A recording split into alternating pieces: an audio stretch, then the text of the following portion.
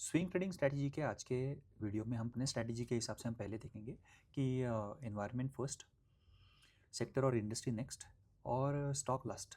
तो पहले एनवायरनमेंट देखेंगे। एनवायरनमेंट हम हमेशा देखते हैं कि इंडिया विक्स क्या कह रहा है और निफ्टी डेली और वीकली टाइम फ्रेम पे कहाँ पे ट्रेड कर रहा है। तो इससे हम एनवायरनमेंट देखेंगे। उसके बाद में हम वीकली चार्ट पे सेक्टर एनालिसिस करेंगे और फिर उसके बाद में हम देखेंगे कि कौन से स्टॉक्स है, एक दो स्टॉक्स है रडार में जो अच्छे पोजीशन पे है। सो जो भी स्किप करके डायरेक्टली एंड में जाएगा स्टॉक्स का नाम देखने के लिए, वो पूरी प्रोसेस मिस करेगा और हाई प्रोबेबिलिटी है कि लॉसेस हो सकते हैं। So don't skip anything.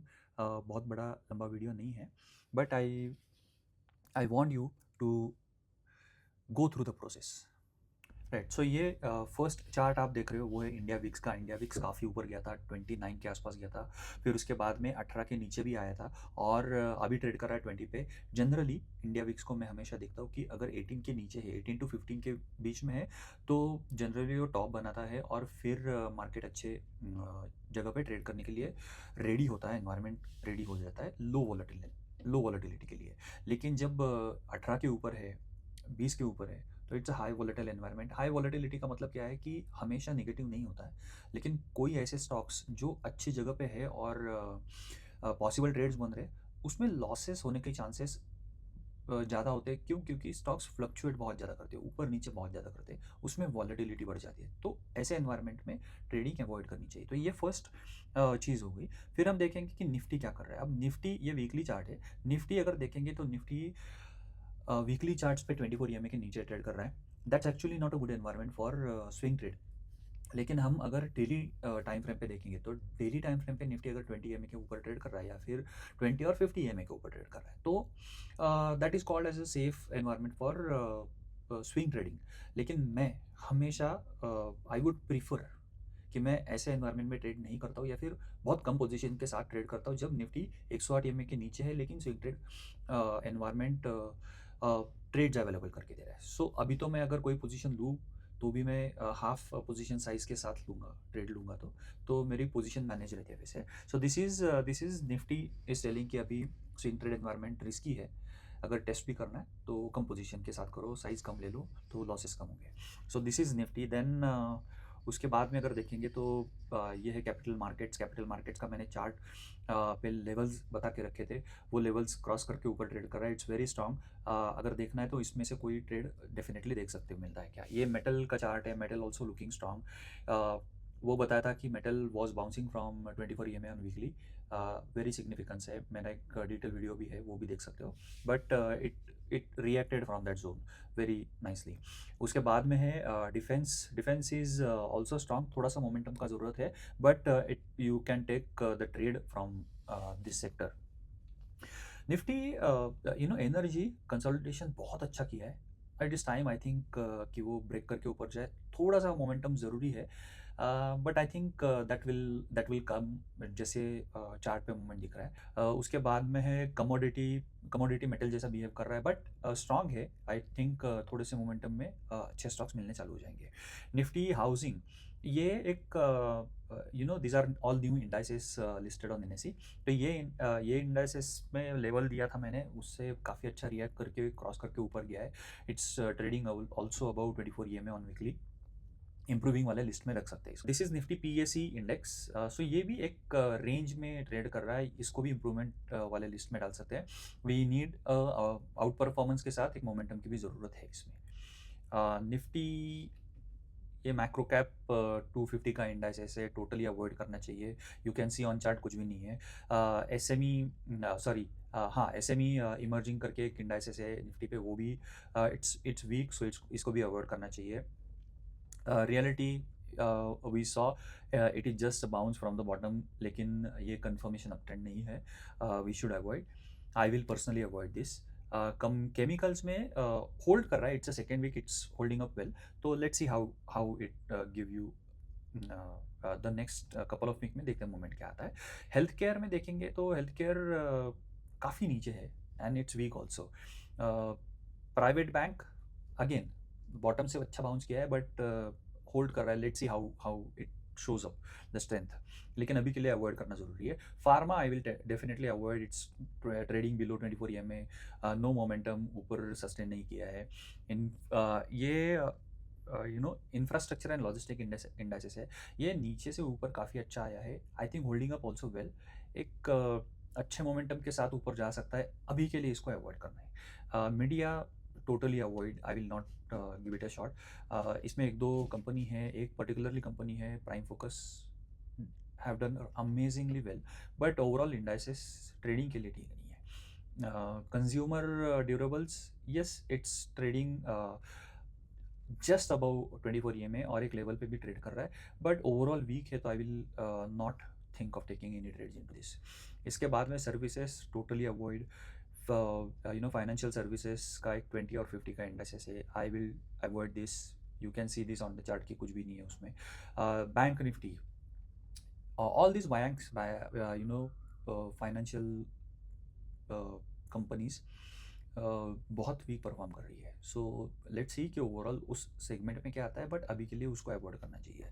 This is core housing, again a new index on the chart, but इसको अवॉइड करना चाहिए। या same finance, it's weak, avoid करना चाहिए। PSU बैंक काफ़ी अच्छा होल्ड कर रहा है, डेफिनेटली देखना चाहिए, इंप्रूविंग लिस्ट में डाल के रखो। थोड़े से मोमेंटम के साथ बहुत अच्छा मोमेंट मिल सकता है इसको।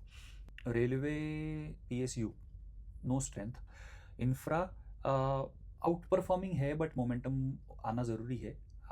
इसको वॉच कर सकते हैं।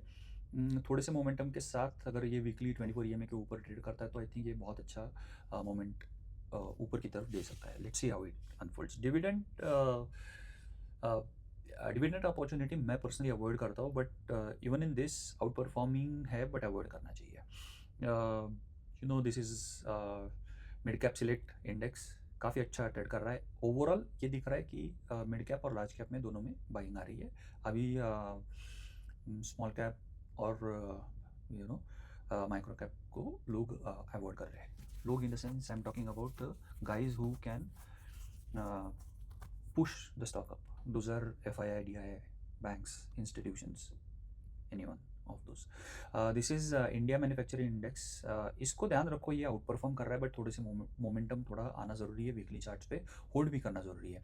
आई जनरली अवॉइड कि एक वीक में बहुत अच्छा ऊपर गया, एक वीक में नीचे आया, ये पर्टिकुलरली इन सच एनवायरनमेंट ये टफ होता है डिसाइड करना कि कौन सा सेक्टर है, इंडस्ट्री है जो काफ़ी अच्छी ऊपर जा सकती है। बट आई जनरली प्रीफर कि जो कंसोलिडेट करे, होल्ड करे और फिर कुछ मोमेंटम दिखाए, तो those are absolutely amazing indices stocks to trade. IT, I will definitely not trade into this. Digital India, ये भी बहुत वीक है, it is just a bounce from the bottom. Let's see अगले कुछ हफ्तों में क्या देता है।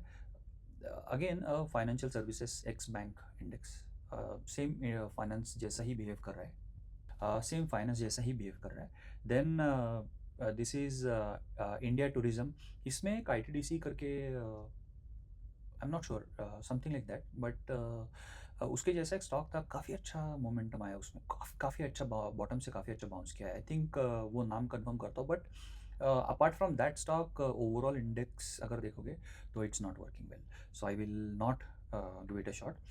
देन इंडिया कंजम्पशन इंडेक्स है, अवॉइड करना चाहिए, it's not holding up well. FMCG avoid करना चाहिए। Oil and gas news basis पे ऊपर गया था, मैंने ट्रेड भी लिया था चेन्नई पेट्रोकेम में, काफ़ी अच्छा गेन दिया उसने, लेकिन आई थिंक 5 सेशन में 13% का, बट वो न्यूज़ बेस्ड ट्रेडिंग था, it's absolutely not.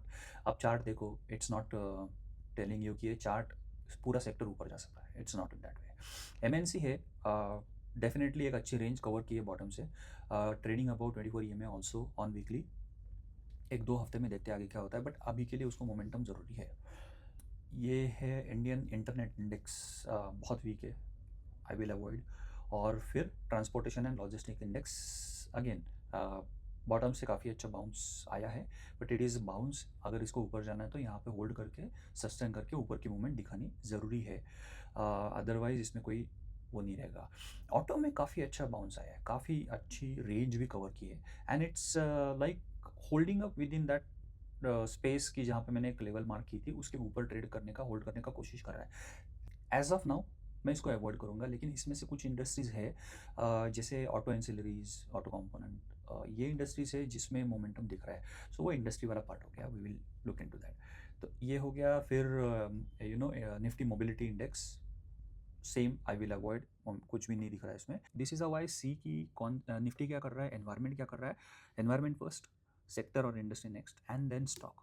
And I am telling you कि this is not at all a buy sell recommendation, I am not a SEBI registered analyst. तो it is only for the purpose, and it is only for the purpose to understand कि how process work in stock market, what is it जो इतने सालों में मेरे को काम में आया है।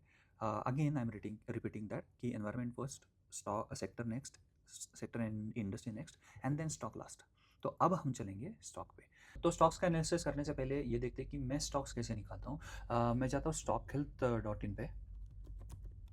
stockhealth.in पे इंडस्ट्री सेक्शन में एक स्कैन करके सेक्शन है वहाँ पे ना क्या होता है, 3 टाइप के स्टॉक्स लिस्ट आउट होते हैं। एक होता है इन्वेस्टमेंट टाइप का, एक होता है वीकली किकर नाम से एक स्टॉक लिस्ट होता है जो जिसमें डिमांड वीकली पे और डेली पे काफ़ी अच्छा डिमांड डेवलप होते हुए नज़र आ रहा है, और जिस दिन वो लिस्ट आउट हो रहा है उस दिन और उस वीक में उसमें काफ़ी अच्छा मोमेंटम देखने को मिल रहा है, तो वैसे वाले स्टॉक्स। और एक होता है डेली लो रिस्क। ये लो रिस्क का मतलब क्या होता है, जनरली लो रिस्क जो आपका एसएल पे रिस्क आएगा ना, वो 10% के अंदर वाला रिस्क आता है, ऐसे वाले स्टॉक्स वहाँ पे लिस्ट आउट होते हैं। तो आज तो 14th है, आज तो मार्केट ऑफ है।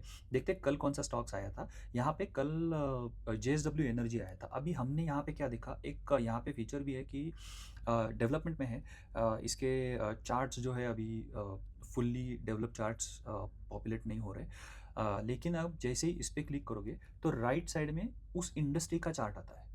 मैं सिर्फ उसमें ये देखता हूँ कि अगर कोई भी इंडस्ट्री का चार्ट, वो इंडस्ट्री 20 और 50 एमए के ऊपर ट्रेड कर रही है और नीचे डिमांड डेवलप होते हुए दिख रहा है, तो वो इंडस्ट्री काफ़ी अच्छी सपोर्टिव इंडस्ट्री मानी जाएगी आपके स्टॉक के लिए। तो जैसे JSW एनर्जी है, हमने पहली सेक्टर एनालिसिस में देखा कि JSW एनर्जी एनर्जी का जो सेक्टर था वो काफ़ी अच्छा कंसोलिडेट कर रहा था एक रेंज में, and it is about to breakout. Nifty अभी सस्टेन कर रहा है, लेकिन अगर निफ्टी ब्रेकआउट देता है, ऊपर की तरफ मूवमेंट देता है, तो एनर्जी सेक्टर में वो मोमेंटम देखने को मिल सकता है। Based on that JSW energy देखते हैं कि कहाँ पे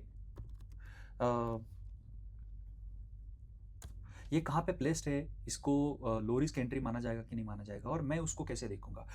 अब ये चार्ट है JSW एनर्जी का। ये चार्ट अगर देखेंगे यहाँ पे, तो एक दिन में ये चार्ट ने कुछ 4.5% के आसपास का मोमेंटम दिया है, एक दिन में क्लोजिंग दिया है। मैं कैसे देखता हूँ, मैं चार्ट पे 3 चीज़ें हमेशा देखता हूँ। एक देखता हूँ कि ट्रेंड क्या है, वो मैं निकालता हूँ 108 EMA से और 20 EMA से on daily chart, daily time frame. दूसरा मैं देखता हूँ कि क्या वो स्टॉक आउट परफॉर्म कर रहा है कि नहीं कर रहा है, और तीसरा मैं देखता हूँ कि उसमें डिमांड और सप्लाई क्या कर रहा है। तो उस केस में अगर मैं JSW एनर्जी को देखता हूँ यहाँ पे, तो मेरे को स्टॉक तो लो रिस्क दिख रहा है, क्योंकि अगर मैं यहाँ से स्विंग लो भी पकड़ूँ तो भी मेरा ऑलमोस्ट 10% के अंदर आ रहा है, या 8% के अंदर की रिस्क हो गई मेरी। उसके साथ साथ अगर मैं देखूँ कि ट्रेड क्या स्टॉक 108 EMA और 20 EMA के ऊपर ट्रेड कर रहा है, तो हाँ वो भी कर रहा है, मतलब ट्रेंड मेरा ठीक है। लेकिन दूसरी बात क्या थी, आउट परफॉर्म कर रहा है कि नहीं। So it is about to out perform. ये अभी तक आउट परफॉर्मेंस का कंफर्मेशन नहीं दिया, क्योंकि ये लाइन ऊपर नहीं है, नीचे जो मैंने इंडिकेटर लगाया। तीसरी और सबसे इंपॉर्टेंट बात, वेरी इंपॉर्टेंट, कि demand supply ratio over the period of 6 months, 3 months और 1 मंथ क्या कह रहा है। यहाँ पे अगर देखोगे तो demand supply ratio over the period of 6 months negative है। ये निगेटिव दिखा रहा है, 0.83 है। एक के ऊपर जाएगा तो पॉजिटिव हो जाएगा। What it is telling you कि 0.83 अगर ये 1 के ऊपर है, तो मतलब क्या, अगर ऊपर देखोगे आप demand supply over the period of 1 month, ये 1.23 दिखा रहा है। इसका मतलब क्या है कि एक महीने के अंदर उसमें जो बाइंग और सेलिंग आई है, उसमें डिमांड मतलब बाइंग ज़्यादा आई है, सेलिंग कम आई है, और 1.2 टाइम्स डिमांड ज़्यादा है कंपेयर टू द सेलिंग। नीचे क्या हो रहा है, 3 मंथ्स बेसिस पे क्या हो रहा है, सेलिंग ज़्यादा दिख रही है, राइट। 6 मंथ्स बेसिस पे क्या दिख रहा है, सेलिंग ज़्यादा दिख रही है। सो आई विल, कितना भी वाक्य अच्छा होने दो, आई विल अवॉइड दिस, मैं इसमें नहीं ट्रेड करूँगा। एक दूसरा और एक देखते कि अभी फ्राइडे को देखते कौन सा स्टॉक आया था। ये फ्राइडे को अगर देखोगे तो फ्राइडे को बहुत सारे स्टॉक्स लिस्ट आउट हुए थे, लेकिन इसमें स्विंग ट्रेड, अभी हम स्विंग ट्रेड की बात करें तो मैं स्विंग ट्रेड के लिए बात करूँगा। एस्ट्रल, एस्ट्रल है बिल्डिंग प्रोडक्ट इंडस्ट्री से बिलोंग करता है।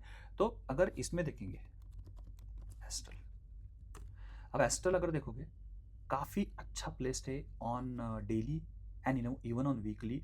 यहाँ पे 6 months and 3 month demand supply ratio positive है, 1 मंथ का डिमांड सप्लाई रेशियो नेगेटिव है। अगर वो पॉजिटिव कन्वर्ट हो जाता है और लो रिस्क एंट्री मिल जाती है तो it's really going to be amazing trade. अब देखते हैं कि इसमें रिस्क कितनी बन रही है। ओवरऑल अगर देखेंगे तो ये स्विंग ट्रेड मतलब स्विंग लो भी देखेंगे तो क्लोज टू 10% की रिस्क आ रही है, लेकिन हमें ये भी रिस्क मान के चल सकते हैं क्योंकि ये 108 EMA के नीचे है and it's covering almost 4-5 days का डेटा।